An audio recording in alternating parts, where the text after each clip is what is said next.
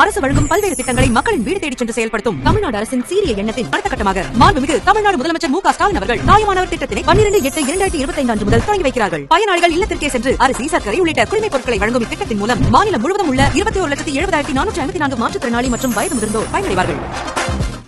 தாயுமானவனாகிய தமிழக முதல்வர் தமிழ்நாட்டில் 70 வயதிற்கு மேற்பட்ட முதியோர்கள் மற்றும் ஊனமுற்றவர்களின் நலன் காக்கும் பொருட்டு தமிழ்நாடு முதலமைச்சர் மு க ஸ்டாலின் அவர்கள் இன்று தாயுமானவன் என்கின்ற புதிய திட்டத்தை அறிவித்து செயல்முறைக்கு கொண்டு வந்துள்ளார். அதன்படி 70 வயது கடந்த முதியவர்கள் மற்றும் மாற்றுத்திறனாளிகளின் இல்லங்களுக்கு நேரில் சென்று அவர்களின் அத்தியாவசிய தேவைகளான அரிசி போன்ற ரேஷன் பொருட்களை விநியோகம் செய்யும் நடைமுறையை இன்று காலை சென்னையில் தொடங்கி வைத்தார். அதனைத் தொடர்ந்து திருச்சிராப்பள்ளி மாவட்டத்தில் முக்கிய அமைச்சர்களான என் நேரு அவர்களும் அன்பில் மகேஷ் பொய்யாமொழி அவர்களும் இந்த திட்டத்தை பொதுமக்களின் பயன்பாட்டிற்கு தொடங்கி வைத்தார்கள். அதன் பயனாக முதியோரை தேடி வந்த குடிமைப் பொருட்களை தான் நாம் இப்பொழுது பார்க்கின்றோம்.